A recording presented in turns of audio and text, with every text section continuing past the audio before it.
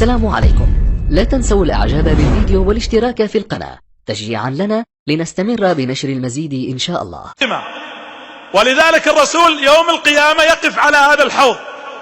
أنا أبغاكم تتخيلون أستاذ إبراهيم والشيخ عبد الرحمن والبقية، تخيل الآن الرسول يقول لك تعال أنت يا إبراهيم تحديدا، تعال اشرب، وأنت يا عبد الرحمن، وأنت يا سعد، وأنت يا زيد.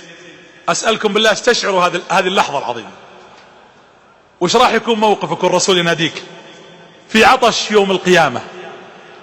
ثم إذا جيت عنده تبغى تأخذ كأس كوب تشرب، يأخذها منك يقول لا، إنما أسقيك بكفي شربة لا تظمأ بعدها أبدا. اللهم ارزقنا منه شربة لا نظمأ بعدها أبدا يا رب، وكل من حضر معنا من إخواننا ومن يشاهدنا ومن يسمعنا، شربة لا تظمأ بعدها أبدا، ويسقي الناس.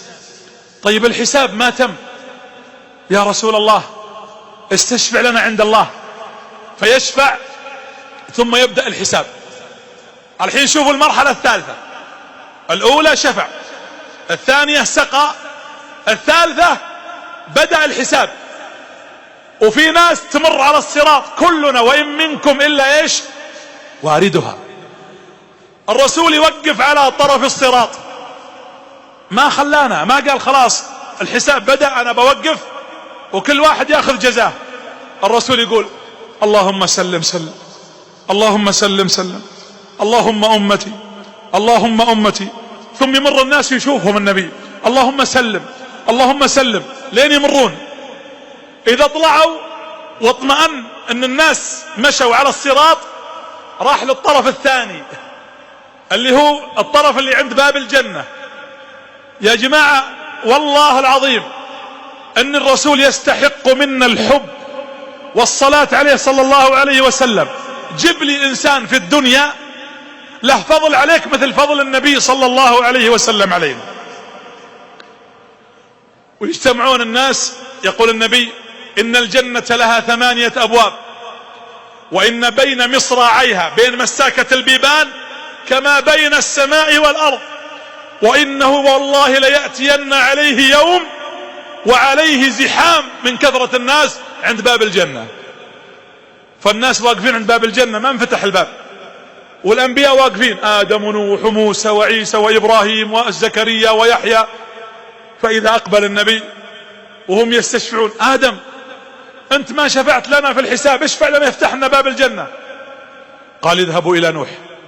نوح نبغى ندخل الجنة، ننتظر الجنة هذه طيلة أعمالنا وفي القبور مئات السنين وآلاف.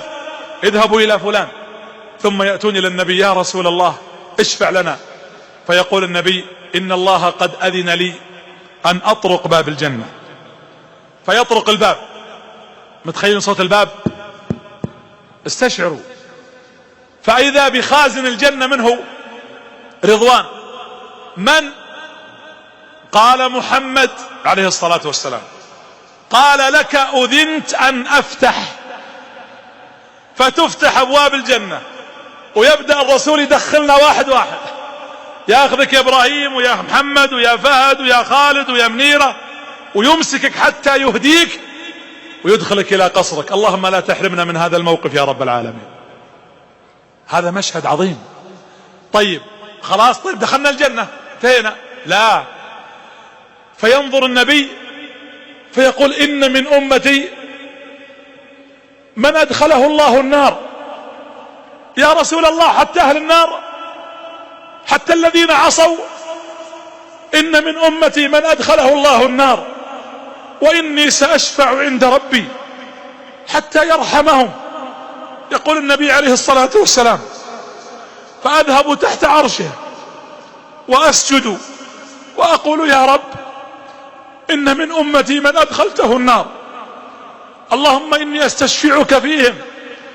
فيقول النبي، فيقول الله يا محمد ارفع رأسك، ويحد لي حدا، يعني يحدد لي عدد، ويقول اذهب وأخرجهم من النار.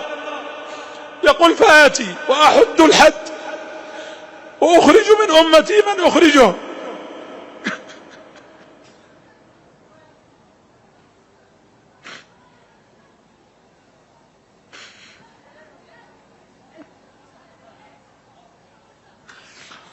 فيقول ادخلهم الجنة، ويبقى عدد، فأشفع مرة ثانية فيحد لي حد، فأخرجهم وأدخلهم الجنة.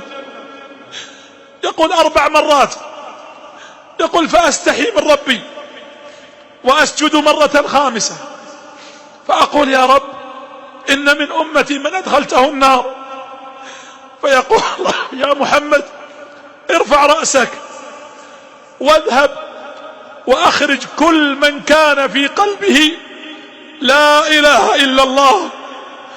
يقول فآتي وأخرج منهم، ثم أذهب المرة السادسة، فيقول الله يا محمد اذهب وأخرج كل من كان في قلبه مثقال ذرة. يقول فأذهب حتى يقول الله يا محمد اذهب وأخرج كل من كان في قلبه مثقال حبة من إيمان. يقول فأخرج ما شاء الله من أمتي حتى يدخلون الجنة. ثم إذا أردت الدخول خلاص ألتفت فإذا برجل يلحق بي والملائكة تتخاطفه، يلحق الرسول يبغى يدخل الجنة والملائكة تسحبه، فيقول النبي يا رب إنه من أمتي، فيقول الله له يا محمد إنك لا تدري ماذا أحدث بعدك. أحدث يعني غير، بدل، أبدع، يعني بدعة، ابتدع. قالوا سحقا سحقا فيؤخذ إلى النار. هذه رحمة الرسول عليه الصلاة والسلام. لقد جاءكم رسول من أنفسكم عزيز عليه ما عنتم حريص عليكم بالمؤمنين رؤوف رحيم.